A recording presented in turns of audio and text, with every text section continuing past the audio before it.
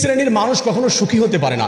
সমাজের ভিতরে কিছু এমন মানুষ আছে, তারা কোটি কোটি টাকার মালিক হলেও তারা কখনোই সুখী হতে পারে না। কারণ হচ্ছে সুখ শান্তি এটা কিন্তু আল্লাহ তাআলার পক্ষ থেকেই আসে, কিন্তু অনেক সময় আমাদের কিছু কার্যক্রম সেটার কারণে আল্লাহ তাআলা অনেক সময় আমাদের উপরে বিপদ আপদ দেয়, আমাদের সুখগুলা কেড়ে নেয়। মনে রাখবেন প্রিয় ভাই প্রিয় বোন, টাকা পয়সা থাকলেই কিন্তু সুখ হয় না।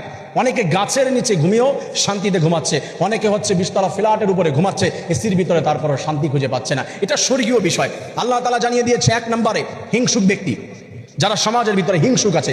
মনে রাখবেন, হিংসা যদি কেউ করে সে সুখী হতে পারে না, কারণ সে 24টি ঘন্টা হচ্ছে ভিতরে কাজ করে, কে তার থেকে বড় হয়ে গেল, কে ভালো হয়ে গেল, অমুকের ছেলে এত ভালো পড়াশোনা করে, অমুকের হাজব্যান্ড এত টাকা ইনকাম করে, অমুকের এই পজিশন পেয়ে গিয়েছে, তার হচ্ছে প্রমোশন হয়েছে, এত টাকার মালিক হয়ে গেল, ঢাকার শহরে ফ্ল্যাট কিনে ফেলেছে, এটা করেছে ওইটা করেছে, এই চাকরি পেয়েছে।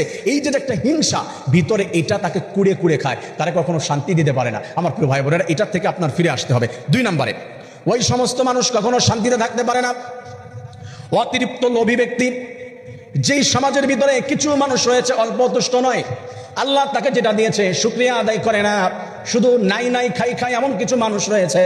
আল্লাহ তাআলা বলেন, লা ইন শাকারতুম লা আযীদান্নাকুম ওয়া লা ইন কাফারতুম ইন্না আযাবি লাশাদীদ। আমার বান্দা, শুকরিয়া যদি করো নিয়ামত পাওয়ার পর, আমি রব্বুল আলামিন বৃদ্ধি করে দিব, আর যদি শুকরিয়া আদায় না করো, আমি আল্লাহ তাআলা নিয়ামতকে ছিনিয়ে নিয়ে আযাবের মধ্যে নিক্ষেপ করে দিব। নাউযুবিল্লাহ।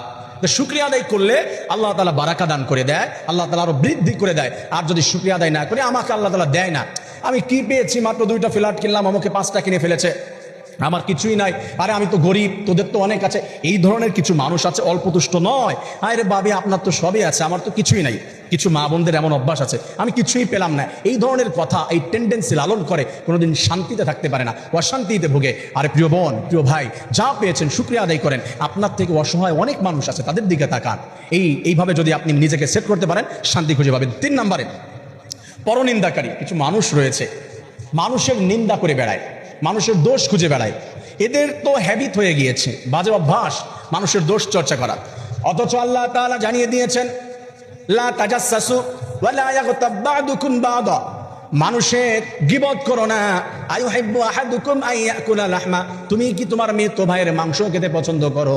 সেটা যদি পছন্দ না করো, মানুষের গীবত করো না, মানুষের দোষ চর্চা করো না। আমার বান্দা শোনো, তুমি যদি কারোর জন্য দোষ চর্চা করো, তোমার সমস্ত আমল আল্লাহ নিয়ে তার আমল নামায় দিয়ে দেয়, আর তোমাকে শূন্য বানিয়ে দেয়। আর মানুষের দোষ চর্চা করা মানুষগুলি ওই একই অবস্থায় মানুষের পিছনেই লেগে থাকে, নিজেকে নিয়ে ভাবতে পারে না। আর নিজেকে নিয়ে ভাবুন না, নিজেকে আপনি পরিবর্তন করুন। আরেকজনকে ভেবে দরকার কি? তার কবরে সে যাবে, তারটা সে ভোগ করবে, আপনার তাকে নিয়ে এত বেশি ভাবতে হবে না, নিজেকে নিয়ে ভাবুন। আমার প্রিয় ভাইরা, এই সমস্ত কাজে যারা লিপ্ত থাকে, তারা কখনো শান্তি খুঁজে পায় না। রব্বুল আলামিন এইগুলা যাদের মধ্যে আছে, এগুলো দূর করে আমরা যেন স্বাভাবিকভাবে চলতে পারি, আল্লাহর নির্দেশ অনুযায়ী চলতে পারি, রব্বুল আলামিন সেই তৌফিক দান করে দিন। আমিন।